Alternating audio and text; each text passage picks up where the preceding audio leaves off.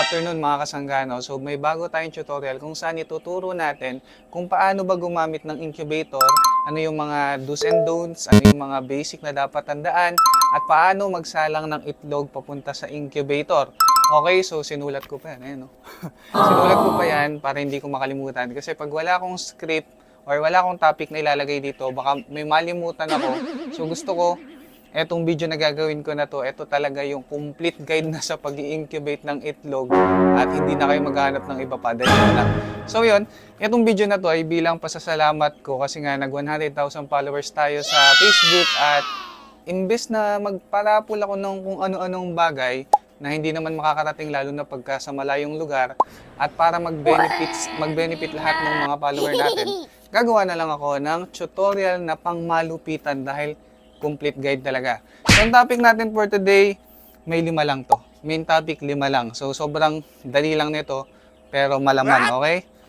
Letter A, know the basics. And then letter B, pagpili ng tamang itlog. Letter C, paghahanda bago ilagay sa incubator. Letter D, incubation process na. At syempre, letter E, yung lockdown period kung saan doon na mag-hatch yung itlog, okay?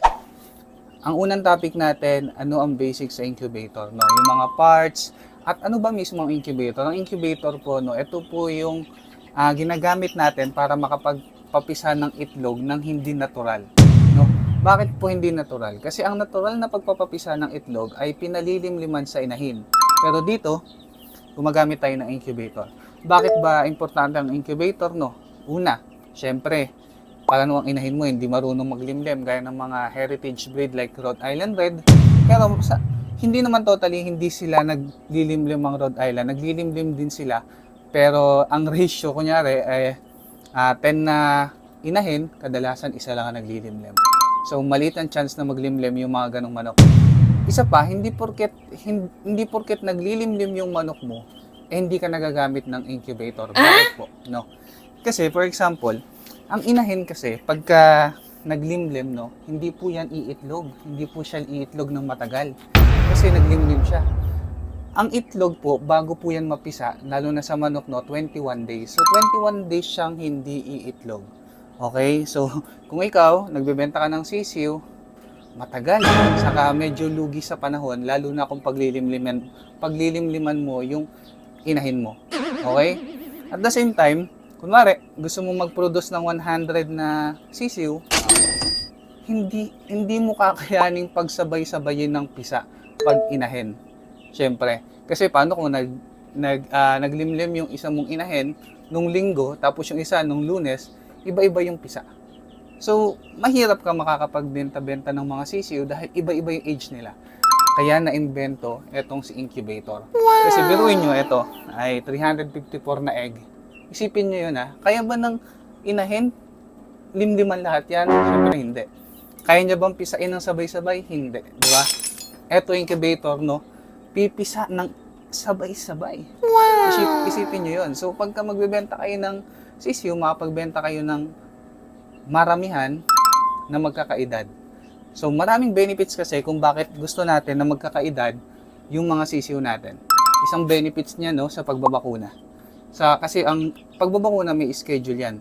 Ngayon, pag paunti-unti yung pisa mo, magastos sa bakuna. Kasi kadalasan sa mga bakuna, no, kadalasan 1,000 dose So, ibig sabihin 1,000 na sisiw, di ba? Ngayon, dahil nga hindi naman sabay-sabay yung pisa mo, lahat ba yun? Babakunahan mo kada isang bakuna, kada isang batch bakuna, sunod na batch bakuna. Alam naman natin, ang bakuna pagka nabuksan yan, hindi na pwedeng gamitin. Okay, so tapo na. So magastos. Kaya mas maganda ganito, isipin nyo isang pisa. Pag nagbakuna ako ng B1, 300 na sisiw kagad yung mabibigyan ko. Diba? Unlike pagka paunti-unti. Okay, punta naman tayo sa mga parts ng incubator kasi masyadong mahaba yung usapan natin dun sa importansya ng incubator, pero sa susunod na topic na yon. So, merong parts yung incubator, no? Katulad nito, merong hatcher, merong setter. Pag yung setter, dito po nangyayari yung paggalaw ng itlog. Ito yung may yellow na yan, no? Bakit ba kailangan paggalawin pa yung itlog? Pwede namang steady na lang, di ba? Hindi po. Kaya siya dapat paggalawin, no? Kasi once na nabubuo na yung yung similya sa loob, nagiging embryo na yan, no? Yung ugat po niyan, hindi pwedeng manatili sa isang parte lang ng itlog. Kasi po, pag nanatili yan sa isang parte ng itlog, ang mangyayari, didikit po doon at mamamatay. Kaya po yan, pinagagalaw, no? Ang ano nito, ang paggalaw ng ating automatic incubator is every 2 hours. Pero paano naman kung manual yung incubator mo, no? Every 2 hours mo rin ba iikutin o pagagalawin? Ako, nung nagsisimula ako, alam niyo yan, no? Nagsimula din ako sa manual na incubator, yung nasa styro box, no? Ang pag-iikot ko ng itlog nun ay umaga, tanghali at hapon. Umaga pagising, tanghali, alas 12, at hapon bago ako matulog. So yun yung naging sistema ko at okay din naman siya. Pero syempre, dumating lang sa point na medyo hassle na laging kailangang ikutin yung itlog at medyo dumadami na yung itlog. Kaya tayo nag-invest na tayo sa automatic incubator. May iba't ibang klase po ng setter, no? Kagaya nito, swing tawag dyan kasi nag-swing siya. Pero meron din katulad nito, roller. Ito, ginagamit ko pa rin yan. Kakapapisa ko lang nito nakarama. Dumi pa nga, di ko nalilinis. So yan, ay roller. Ito naman ay swing. Pero meron ding manual, syempre, kamay mo gagamitin. Manual nga siya, di ba? So, ito naman ay tinatawag na hatcher. Kasangga, bakit ba pinaghiwalay pa?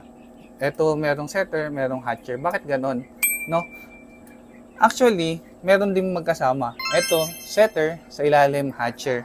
Pero bakit pinaghiwalay, no? Unang dahilan, magkaiba po ang temperature ng setter at ng hatcher. Okay? Kaya pinaghiwalay sila, no? Kasi nga, yung humidity rin nila, magkaiba din. Punta naman tayo dito sa mataas na parte ng incubator. Ito, nakalagay, kadalasan kasi ganito yung design ng incubator. Kaya ito na yung ipapakita ko. Nakalagay, fuse. Ibig sabihin natin fuse. Pagka magkakaroon ng power surge, gano'n, magkaka-brown out, or may masisirang parts, automatic siya mamamatay para maiwasan yung pagsunog nitong incubator. Ito naman switch, siyempre, pagpatay pag-on. Tapos ito ay thermostat or thermometer. Dito natin nakokontrol yung init na gusto natin. Ito naman, ang controller naman ito para dito sa swing. Itong swing na to, ito yung controller niya. So pagka bumili naman kayo ng incubator, ituturo naman sa inyo yan. Okay? So dito lang, meron tayong manual na thermometer. Kung napapansin nyo, ayan manual thermometer na yan. Para lang, meron tayong ibang basihan. Kasi may mga chances na itong thermometer pumapalya. Hindi na siya accurate. So mas maganda na meron kang backup dito para ma-check mo yung humidity, pati yung temperature, kung tugma ba silang dalawa or magkaiba. Isa yun sa mga hack na dapat mong tandaan. At for the sake of this video, no, bubuksan natin tong incubator nang mabilis lang kahit kung pwede. Para lang makita nyo yung loob nito. Ayan, mabilis lang po ito. Papakita natin. Ayan, sa loob ng incubator ay may lagayan ng tubig, paubos na i-refill ko. Ayan, okay. Tapos meron yan dalawang bumbilya, tapos may pan sa taas. Ayan, kaya yan yung nagpapacirculate ng init diyan. Ngayon, ito yung mga tray natin na yan, may yung nag-i-swing yan. Then meron pa akong extra ditong thermometer, kagaya ng sabi ko, para mapagtugma natin, mapagkumpara natin kung pumapalya ba yung thermostat natin or hindi. Ngayon, punta naman tayo sa letter B, tamang pagpili ng itlog, no. Sa pagpili ng itlog, no, dapat lang natin tandaan na yung tamang timbang ng itlog. Pero kami, hindi na kami nagtitimbang kasi nga parang, kasi minsan pagka nahawakan mo, parang alam mo na pwedeng i-incubate to eh. Parang ganun. Pero ang pinakabasihan lang natin dito, no, kung gusto nyong timbangin, ito yung chart, ilalagay ko dito. Hindi rin pwede yung mga oversize like yung double yolk, alam ko hindi napipisa yun. And then yung maliliit na ganito, kaya hindi maganda siyang ilagay sa incubator, kagaya na to, di na natin nilagay. Kasi nga, kung mapipisa man to, mahina yung sisiw na to. So sayang lang sa patuka, sayang lang din sa panahon, sayang sa space sa incubator, mabuhay man, mahina din. At na-experience ko ng ilang beses, no, nagsasalang ako ng ganito kaliit na itlog. Pagka napisa yung sisiw, dahil nga maliit siya, namamatay din kalaunan kahit na lumalaki na ng konti, nababansot din. Kumbaga parang hindi siya quality. Kumbaga sa mga broiler, para siyang, hindi na siya class B, class C na siya. So underweight na siya. So better na ganito kalaking itlog yung isasalang natin, yung mga large size, no? Ngayon, paano naman tayo mag-iipon ng itlog? Kami ang practice namin sa farm, dahil nga wala pa kaming chiller, no? Kumuha ko ng doon, ng enclosed doon na para siyang cabinet na naka-enclose na hindi naaarawan. Tapos malamig yung temperatura doon dahil nga hindi siya naaarawan. Nilagay din namin siya sa malilim na parte, may bubong pa. So ganun kami nag-iipon ng itlog. Kasi kung bakit hindi pwedeng maarawan ng itlog, once na naarawan yan, mag-i-start yung incubation. So pagka nag-start na siya, tapos i-imbak nyo, magagabi, lalamig, so pwedeng mamatay yung similya. Kumbaga, kasi nga nag-incubate na siya dahil naarawan, tapos hindi naman natuloy, namamatay yung similya. So mas magandang ilagay natin to sa malamig na parte ng farm nyo. Ngayon naman, kung meron kayong chiller or rep, no, pwede nyo doon ilagay. Babalutin nyo lang ng papel, ng dyaryo, tapos lalagay nyo dun sa lagayan ng gulay, pwede na yon. Tatagal na yon hanggang 15 days bago nyo isalang sa incubator. Ngayon, pag hindi naka-chiller, kami maximum 7 days dapat maisalang na. Kasi once na lumagpas ng 7 days, bumababa na yung fertility ng itlog. So, letter C na tayo, paghahanda ng itlog bago ilagay sa incubator. No. Sa paghahanda, kung naka-chiller kayo, syempre, dapat nyong ilagay muna sa isang pwesto tapos hayaan nyo siyang magpawis. Kasi magpapawis po yan. Huwag nyong ilalagay ng malamig kasi mamamatay yung similya. So, hintayin nyo magpawis. Hintayin nyo mag-room temperature. Pag nagpawis na, punasan nyo ng tissue yung mga moisture ng itlog. And then, dun pa lang, pwede nyo na siyang ilagay. Okay? Ngayon, sa paghahanda naman ng incubator, ganito ang gagawin natin. Sa paghahanda ng incubator, mga kasanggano, dapat bago kayo magsalang ng egg dyan, naka-preheat na po ang incubator natin. Ibig sabihin nung naka-preheat, no, nandun na sa tamang temperature. Ang temperature po na gamit natin ay 37.2 to 37.8 dito sa setter. Okay? So dapat, na-reach nyo na yung 37.8 bago kayo magsalang. Okay? So dapat ayun yung practices natin. And then, dapat meron na ring tubig doon at na-reach niya na rin yung tamang humidity. So dito, papakita ko yung chart natin na sinusunod sa humidity. Pero syempre, lalo na pag ganito yung incubator nyo, mahirap sundin yung nasa charts na yan. Kasi meron ako incubator dito na papakita ko sa inyo. Ito incubator ko kasi na to, nag-a-adjust yung temperature niya depende sa humidity. So kung meron kayong pera-pera, maganda yung ganyan. Pero kung wala, katulad nito, no, pwede na nating sundin ang iisang humidity. Ang sinusunod ko dito ay 60. So pag yung basta 55 to 65. So yun lang sinusunod ko yung humidity. So sa pagko-control ng humidity, madali lang po yan, no. Papakita natin. Ako, bubuksan ko na naman. Pakita ko lang. Sa pagko-control ng humidity, pwede nyo yung kontrolin. Depende sa laki ng ilalagay nyong tubig na ganyan. Yan. Ganyan. So kung ang humidity na yan, kung ang lagayan ko na yan ay masyadong mataas ang humidity, pwede kong litan. So pagkakulang naman, pwede kong lakihan. Yung iba, naglalagay ng foam para mas tumaas yung humidity. Ganon. O kaya naman, pwede nyong butasan yung incubator nyo, pero I suggest wag na. Lalo na kung bumili na kayo ng incubator na ganito, mas maganda na sundin nyo na lang yung tinuturo nung nagbenta sa inyo. Okay, so letter D na tayo, incubation process, no? Isasalang na natin yung itlog papunta sa incubator. May papakita akong video dito na ayan yung weight natin ng pagsasalang ng egg papunta sa incubator. Ngayong araw ay magsasalang tayo ng sandamakmak na itlog na naman. At maglilipat tayo ng napakaraming sisiw papunta sa brooder. Naglakasan ng umitlog yung mga alaga nating manok, no? Kaya paniguradong mapupuno natin ng incubator na to na may capacity na 352. Ang bawat tray nito ay naglalaman ng 88 pieces. Naglalagay tayo ng tubig dito, no, para sa mga baguhan sa incubator para sa control ng humidity. Ang isasalang nating itlog dito ay iba-ibang breed yan, no? Pero mas marami ang Rhode Island Red. 12 na tray yan, so sobra yan, no? Kaya sa ibang incubator ko ilalagay yung sosobra. Bali, ang pisa po nito ay January 27 and 28. Ito po ay open for reservation na po, no? Para sure po na makakakuha po kayo. Sobrang laki ng mga itlog pagka nilalagay ko dito, ganyan, no? Nakalutang na. Nakalutang, oh. Buti na lang meron tayong mga maliliit na itlog, ayan, itong sa silky. O, di makakasingit-singit to. Nice! Sa totoo lang, nakakangawit din tong part na to, no? Kasi dapat mong ingatan yung paglalagay mo ng itlog dahil baka mabasag. Pero syempre, di bali ng mangawit kesa walang makain. Dapat talaga isa-isang susulatan niya ng date. Pero ako, ilang itlog na lang yung susulatan ko kasi pare-pares lang naman ng date ng salang. Tapos dito sa part na to, dito ako sobrang nag-iingat. Kasi isipin nyo, pag nalaglag yung isang tray na yan, ubos ang ilang linggong inipon na itlog. At syempre, hindi mo mababawi yung feeds na kinain ng mga manok para umitlog ng ganyang karami. May next batch pa, dalawa. Eto. Kaya pag nagsasalang ako ng itlog, no, syempre nagpe-pray muna tayo. Saka syempre dapat focus, walang distraction kasi mahirap malito dito. Mahirap maging lutang kasi mabigat ang kapalit pag kaya nalaglag. Ngayon, once na isalang na natin sila sa incubator, no, yung itlog natin, no, ito yung dapat natin tandaan. Una, huwag kayong bukas ng bukas na para kayo silip ng silip na para kayo may binubusuhan. Huwag po ganun. Okay? Isang reason kung bakit hindi maganda na binubuksan lagi yung incubator, no? Kasi nagbabago yung humidity, yung temperature. Ngayon, nagpa-fluctuate. Okay. Ngayon, nagpa-fluctuate. Huwag na nga lang fluctuate. Nagbabago-bago. Yun, tama. Naalala ko na yung tamang word.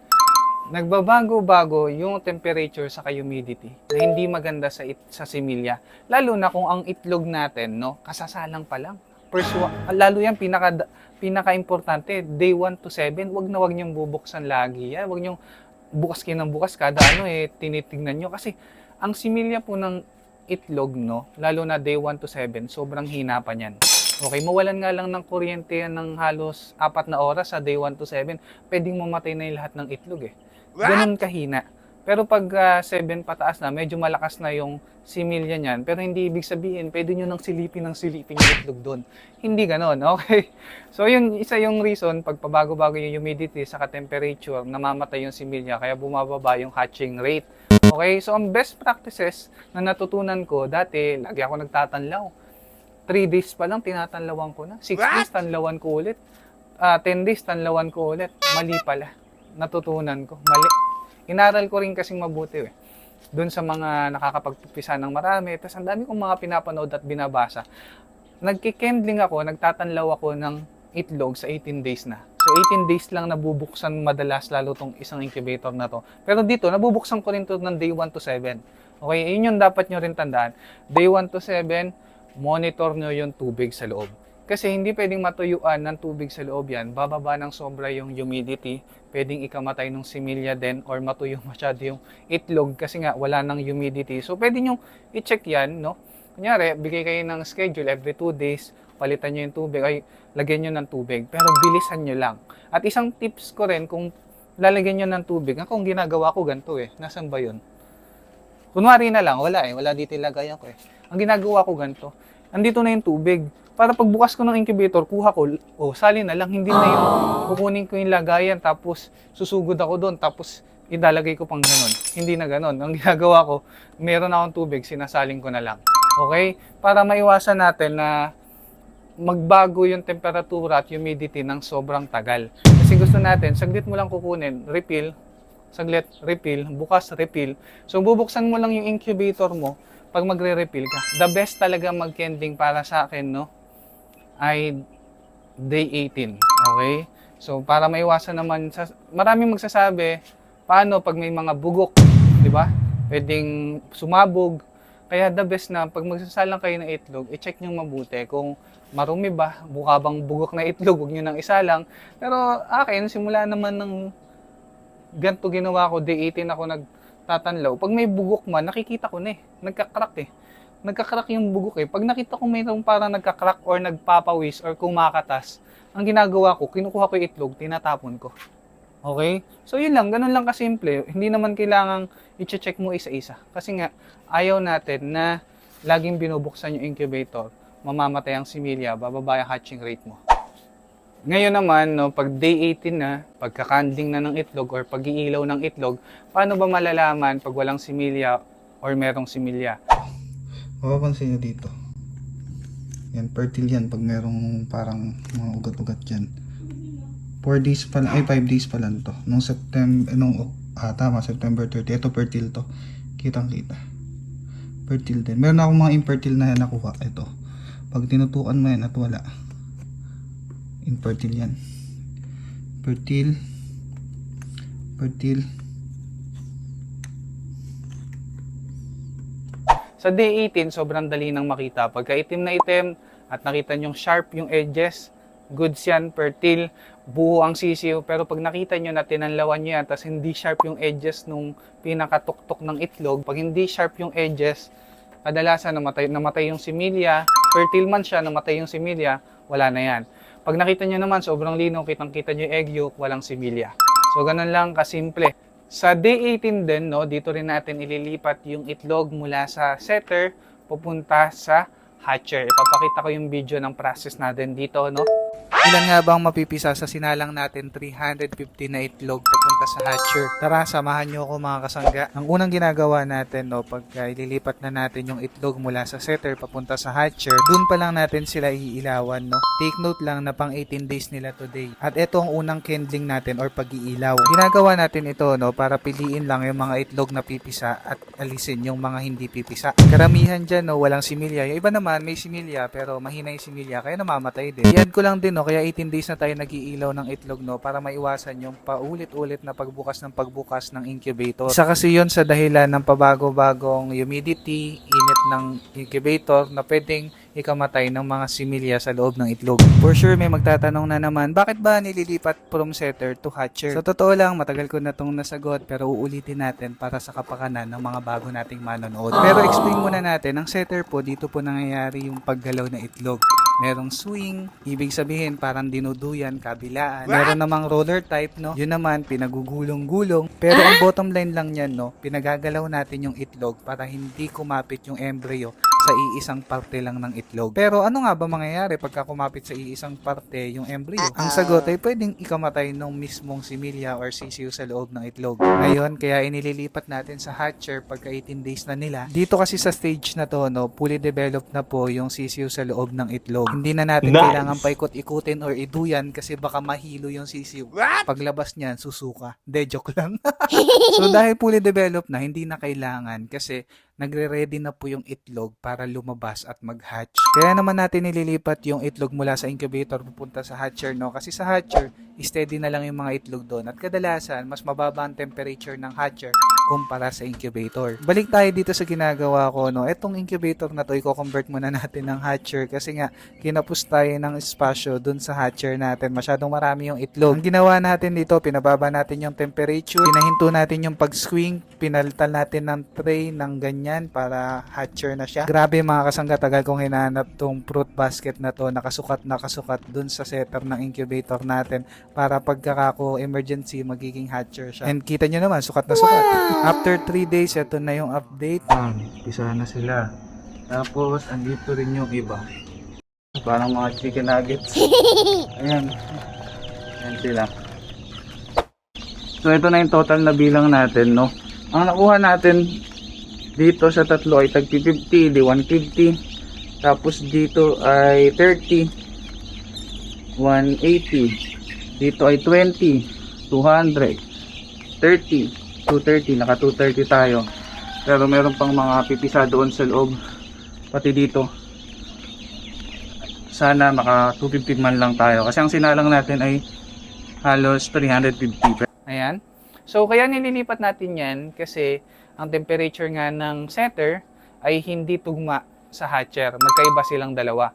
Ang temperature natin sa setter, 37.2 to 37.8. Ang temperature ko sa hatcher ay 36.5 to 37. Bakit bumaba? No, bakit bumaba? Ang isang reason kung bakit binaba natin kasi nandun na sila sa lock-in period. Lalabas na yung itlog, no? Ngayon, pagka magkasing init sila, ang nangyayari, lumalabas yung pusod, yung egg yolk, namamatay yung sisiw pagka lalabas kasi nga labas yung laman loob kasi na-force nagkaroon ng immature na pagpisa yung sisiw sa loob ng itlog kasi ang init pa rin. So dapat dito kasi sa hatcher, kaya natin binababaan, gusto natin makuha yung tamang date ng pisa which is yung 20 to 21 days. Kasi minsan, pagka magkasing init sila, 19 days pa lang pisa na. Ang mangyayari, pagka 19 days pa lang pisa na, yun, doon nangyayari yung splay legs, lumalabas agad yung sisiw, hindi pa fully develop, ganun, namamatay, dumadaming mortality. Sobrang experience ko yan, lalo na kung nakapalo kayo sa akin, makikita nyo yung mga video ko na yan. So dito naman sa hatcher, maglalagay din tayo ng mas maraming tubig. Kung marami yung nasa setter mo, mas marami sa hatcher. Kasi dito, pinatataas natin yung humidity para hindi mahirapan yung sisiw makalabas dun sa itlog. Bakit ganun kasanggano? Kung kailan binaba natin temperature, saka natin tinaas yung tubig. Kasi nga, pag binaba mo yung temperature, tinaas mo yung tubig, tataas ang humidity. Ganun lang kasimple. So gusto natin taas ang humidity para matulungan silang makalabas. Okay? Ngayon, pag napisa niyo yung sisiw mo, ano ba yung dapat gawin? Nakita mo, nagkakrak. Parang nahihirapan yung sisiw lumabas. Di ba? May mga ganong instances eh. Okay, dati ang ginawa ko dyan, dahil nga unang beses ko nag-incubate ng itlog, sobrang excited ko. Sobrang saya. Hindi kami natulog. Ang ginawa ko, nakita ko pa lang na nagkakrak yung sisiw, tinulungan ko. Ngayon, nung tinulungan ko, dumugo. Patay. So, isa yon sa lesson learned, no? Wag niyong tutulungan yung sisiw nyo. Hayaan nyo sila. Hindi yan nahihirapan. Nagpe-prepare lang yan makalabas. Kaya minsan na makikita nyo yung paligid ng itlog, nagkakrak, tinutukan nila paunti-unti. Yan, lalabas yan. Huwag nyong madaliin. No, huwag kayong mas magaling pa sa sisiw. Eh, yung isang huwag nyong gagawin, ha. Pag nakakita kayo ng crack, bubuksan nyo yung hatcher, no? Tapos, bubuksan nyo yung itlog, ikakrak nyo ng sarili nyo. Huwag ganun. At huwag nyo laging bubuksan yung hatcher kasi lalabas yung humidity. Kung may kailangan kayong buksan, patayin nyo muna para yung pan huminto, hindi siya gumagana. Ganon. Isa pa, pagka naman nakita nyo na may napisa, anong gagawin nyo, di ba? Ilalabas nyo ba kagad sa hatcher? Hindi po. Ang sisiw, no, meron niyang egg yolk pa sa loob ng 2 araw. So, hindi kailangan na kumain sila. Okay lang magstay sila dyan. Mas maganda, hintayin nyo na majority, at least 80% nung itlog na nilagay nyo dito, mapisa, bago nyo buksan yung hatcher. Kasi, kung bakit ganun yung ginagawa natin, no? Kung bakit ganun yung ginagawa natin, yun nga, para hindi magbago-bago yung humidity. Saka, pagka binuksan nyo yan, at lumabas yung humidity, yung moist, no? Mapapasukan ng dry na air, no? Minsan natutuyo natutuyo yung itlog. Ngayon, yung dumidikit yung pakpak, yung balahibo ng sisiw doon sa shell, lalong hindi makalabas, namamatay, hindi mo mapapansin. Ganon yung nangyayari. Kaya mas maganda, wag nyo nang bubuksan na lang hanggat hindi pa naman nakukuha yung 21 days ng hatching period ng sisiw. I-summarize lang natin, no? Day 1 to 18, nasa setter yan. Doon yung nag-i-swing, no? Gumagalaw yung itlog. Day 18, itatransfer sa hatcher, no? Pero bago mo i-transfer sa hatcher, ikikendling mo muna, alisin mo yung walang mga similya, yung mga namatay yung similya, ganon. Then ilalagay mo dito yung mga pipisa. Day 18 to 21, no? Doon na sila magi-start yung day 18 to 21, lock-in period, wag mong bubuksan yung hatcher. 20 to 21 days, doon na sila magsisimulang pumisa. Wag mong tutulungan. Ganun lang yung simpleng pinaliwanag natin kanina. Wag mong tutulungan yung sisiw, hintayin mong mapisa. After ng 21 days, no, pwede mo nang i-harvest yung mga sisiw mo, then pwede mo na silang ilipat sa brooder. Okay, so ito, bonus na lang na learnings, no? Kagaya na itong sa setup natin, explain ko yung setup natin. Ito, meron tayong ilang incubator dito. 1, 2, 3, and 4. Bakit 4 yung incubator natin? Kasi nga, every week tayo nagsasalang para mabilis yung cash flow. Every week, merong papasok na pera sa pagbebenta ng sisiw. Hindi isang beses sa isang buwan. Kasi minsan, pag isang beses sa isang buwan, ang hirap, lalo na sa pagbili-bili ng feeds. Siyempre, kailangan mo maglabas ng pera. Ngayon, pagka isang beses sa isang buwan, pagka isang beses din ang bagsak sa'yo ng pera, ang nangyayari, syempre, minsan nagagastos mo. Wala ka na pambili ng feeds pagka kailangan mo nang bumili. At the same time, minsan kasi ang ganito nangyayari. Pagka naman ang mga buyer, dun lang may pera sa date na yon, pero ang date ng pisa mo, date pa na yon, nakakawala yung buyer, so sayang. Kaya minabuti namin na every week meron kaming pisa. Ayan, katulad nito. Ito, 108. Ito yung pangalawang incubator namin. Ito, ginagamit pa rin natin to 130 egg. Ang kasya dito, nabili ko lang to mura. Pwede itong panimula, lalo na sa mga gusto magsubok-subok pa lang. Di pa naman talaga kumbaga hindi pa naman talaga seryosong gustong-gusto mag-alaga ng manok, magpapisa, mag-breed, no? Pwede ito, subukan nyo, murang-mura lang, nasa 2,000 plus lang to, 130 eggs na, automatic na siya, di mo na iikot-ikutin. Dati kasi ang hirap mag-ikot-ikot, di ka makaalis kasi mag-iikot ka pa ng itlog, di ba? Then pag ito yung una, then nakabili kami neto, then dahil diyan nakabili kami neto, ito ay 216 yata to, tama, 216, meron na siyang separate na hatcher. Kaya pagka nagsiset kami dito, nililipat namin dito yung mga sisiyo, dito nag-hatch kasi every 18 day. Kasi ito halos 3 days lang nagagamit kada may pipisa eh. Then ito yung pinaka-latest namin, which is itong automatic na incubator na to galing kay Shishin. Kasi kung bakit ito mahal, the best. Kasi nga fully automatic na siya. Automatic lahat yan. Yung pag-iikot, ganyan. Pero ito, ang automatic dito, automatic na yung temperature, automatic pa yung humidity, wala ka nang gagalawin, siya nang bahala sa'yo. Basta lahat, automatic. Pati kunwari yung pinagalaw mo tong swing na to, pagka tinaas mo, kusa na rin siyang babalik. Pagka sobrang mababa yung humidity, pauusukin niya para tumaas, ganon. Tapos may alarm din siya pagka sobrang baba ng temperature, ganon, malalaman mo kung meron ka ba dapat i-adjust. So, ito yun, medyo mahal pero worth it ito.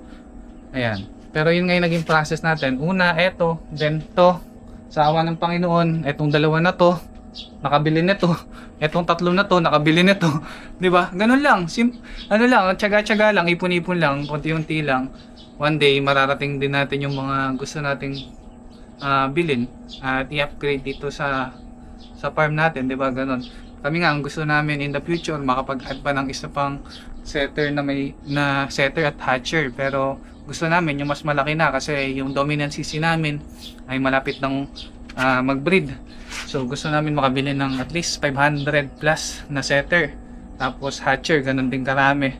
Then, itong nasa likod namin ito, yan, parang kasi dating CR yan na tinambakan, kaya kalahati na lang ng pinto yung nakikita. Lagi ako nauuntog dyan eh. Naging flat na nga yung ulo ko dyan, puro lagi ako may bukol eh. Tingnan nyo mabuti oh.